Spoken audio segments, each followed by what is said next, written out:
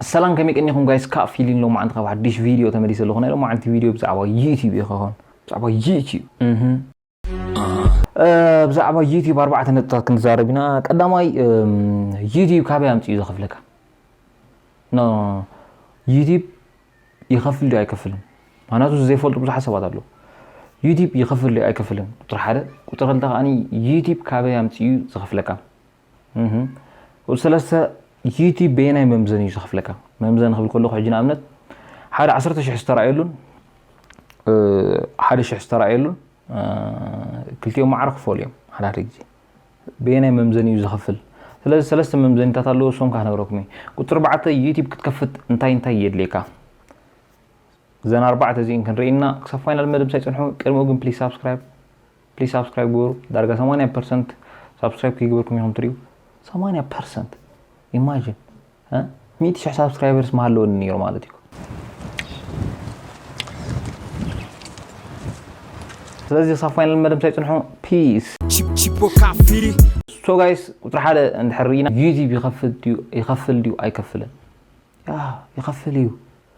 إذا كل سبب يوتيوب كندي سرحاتو كندي سنتو سرحات كندي ገንዘባው ጽዩ ገለመለ ተወዘሎ زي አታው زي ሆነ ነገር አይሆን ስለዚህ ዩቲዩብ ይخفል ይትመልሲ ናብ ቁጥር ክልተ ንሕርኪና ዩቲዩብ ካቢያም ጽዩ ይخفለካ ቢያም ናርባ ዲትፈልጡ አሰባት ትሉ ተሪዮም ዩቲዩብ እንዳራኹም ኩልኹም ኩሉ ግዜ ክጅምር ከሎ ወይ ካ አሞንጎ ወይ ካ አመጨረሻ ዝረ አሞንጎ ዝተፈለዩ ቪዲዮታት አለው ናይ 5 ሰከንድ ገለመለ እዞም ቪዲዮታት እዚኦም ወይ ካዞም አሞንጎ ዝመጹ ፕሮሞሽናት ዶም አፕሊኬሽን ኮን ሁሉ ሶፍትዌራት ትካላት ዝኾነ ይኹን ካምፓኒታት ኮን ኸሊ እትናቶም ስራሓት መታን ፕሮሞት ክገብሮ አሞንጎ ዩቲዩባት ወይ ነቲ ህዝብ መታን ክሪዮ አሞንጎ ዩቲዩብ እንዳመጸ ፕሮሞት ይኾነሎ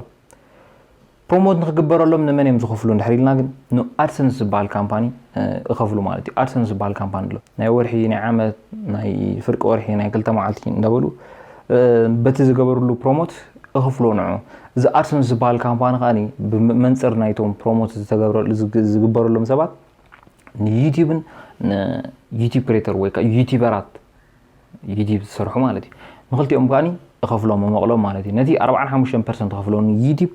ነቲ ኻኒ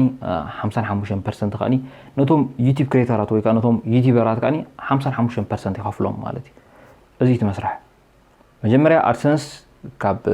ቶም ፕሮሞት ዝግበሩ ትካላት ናይ ክዳውንት መሸጣ ናይ ጫማ መሸጣ ናይ ገለመለ ብሙሎም ካብአቶም ገንዘብ ተቀቢሉ ፕሮሞት ይገብረሎም ኣብ ሞንጎ ዩቲዩብ ይገብረሎም ማለት እዩ እዝም ዝገብረሎም ገንዘብ ካብኦም ተቀቢሉ ዩቲዩብ 45% ነቲ ካምፓኒ ማለት እዩ 45% ነቶም ዩቲዩብ ክሬተራት ዝባሉ ወይ ነቶም ዩቲዩብ ካኒ ነቶም ዩቲዩብ ዝሰርሑ ሰባት ወይ ዩቲዩበራት ማለት እዩ ንዖም ካኒ 55% ከፍሎም ማለት እዩ እዚ ይመስራሕ ናይ ክፍሊት ናይ ዩቲዩብ እዚ መስል ማለት እዩ ቁጥር 3 ዩቲዩብ በይናይ መምዘኒ ዝኸፍል 3 ዓይነት መምዘኒታት አለው ዩቲዩብ ንኽትከፈል ብ3 ዓይነት መምዘኒታት እዩ ዝኸፍለካ ተሓደ ክንደይ ሰብሪዋ ወይ ካ ቪውስ ሚሊዮን ስተራይሉን 50,000 ስተራይሉን ነንብኒ ምን ንኽፈሉ ቁጥር 2 ዎች አወርስ ማለት ወይ ካኒ ብዝሕ ሰዓታት ንኣብነት ናይ ሓደ ሰዓት ዝኸውን ቪድዮ ትእቱ ነዛ ናይ ሓደ ሰዓት ዝኸውን ቪድዮ 10 ደቂቃ እንድሕሪኦማን 30 دقيقة ندحريومان ملء ساعات ندحريومان افالالي 10 دقيقة ندحريوما وحده خفلكا 30 دقيقة كاوز بزح خفلكا ساعات ندحريوما هاني بزح خفلكا ويكا صبو خفلكا مالتي زياده خاليت ممزنجا سالساي ممزن ندحرينا هاني ابي عبد كويني يريئلو ويكا تعزباي ويكا تناتكا فيورز ابي كويني يزريئلو زيها عباي مفلاليت يا مالتي مهناتو اب امريكا خوين زريو زلون اب سعود عرب زريو خوين زلون ويكا اب اثيوبيا خوين زريو زلون استفلالي ممزني زلون اب امريكا استرأي ندحر كوين بمولو يوتيوبس ويكا 10,000 فيورز ندحر هاليوم خاطم 10,000 بمولو امريكا ندحر يوم خا بزح كفلي زلكا 10,000 بمولو سعود عرب ندحر هاليكا خاني كاب تخفلي دارغا فرقي غودلي اثيوبيا ندحر كوينو كن اي كتكفلني خاخو زيوري خاطفل مهناتو بإثيوبيا بروموشن زبال يلا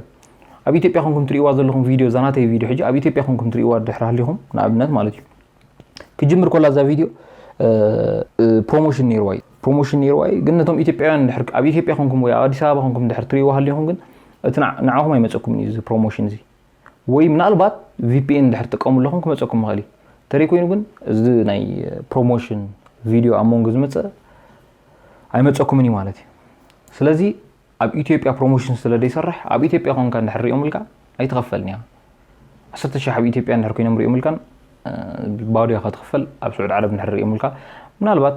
ካብኡ ዝበዝሐ ትክፈል ኢኻ ማለት እዩ ቁርብ ዝበዝሐ ኣብ ኣሜሪካ እንድሕር ኮይንካ ዝበዝሐ ክትክፈል ኢኻ ማለት እዩ ስለዚ ደረጃታት ኣለዎ ሶ መምዘኒታት ናይ ዩቲዩብ እዚ ይመስል ማለት እዩ እሺ ቁጥሪ 4 እንድሕር ሪኢና ኸኒ ዩቲዩብ ክትከፍት እንድሕር ደሊኻ እንታይ የድልየካ ዩቲዩብ ክትከፍት እንድሕር ደሊኻ ቪድዮ ጥራይ ዘድልየካ ካልእ ሓንቲ የድልየካኒ ኩልና ፌስቡክ ኣለና ፌስቡክ ንክትከፍት ትሽገር ኢኻ ኣይትሽገርኒ ኢኻ ልክዕ ዩቲዩብ ከዓ ከም ሓደ ፌስቡክ ኣካውንት ጌርኩም ሰዶ ልክዕ ከም ስእልኩም ኣፕሎድ ትብሉ ዶፍቲ ልክዕ ከምኡ ካብዚ ከዓ ቪድዮ ኣፕሎድ ክትብሉ ካልእ ወላ ሓደ ሪፈረንስ የብሉን ኣብዚ ስእሊ ኣፕሎድ ትብል ኣብዚ ከዓ ቪድዮ ኣፕሎድ ትብል ኣብ ፌስቡክ እንኮ ቪድዮ ኣፕሎድ ትብል ኢኻ ግን ኣብ ዩቲዩብ ከዓ ልክዕ ከምኡ ቪድዮ ኣፕሎድ ምባል ጥራይ እዩ ስራሕ ተደይ ኮይኑ ድኽፈል የብሉ ገለ መለብ የብሉ ገለ የብሉ ስለዚ እቲ ዩቲዩብ ክትከፍት እንታይ እዩ ዘድልየካ ቪድዮ ኣፕሎድ ምባል ጥራይ እዩ ዘድልየካ ዩቲዩብ ፓርትነር ክትከውን ግን ወይ ከዓኒ ናይ ዩቲዩብ ተኸፋሊ ንኽትከውን ግን እንታይ የድልየካ እንድሕር ኢልና 4,000 ሃዋርስ ክትበፅሕ ኣለካ ዝረኣይዎ ሰባት ማለት እዩ ቪድዮታት እቲኻ ወላ 10 እቱ ወላ 20 እቱ ወላ ሓንቲ እቱ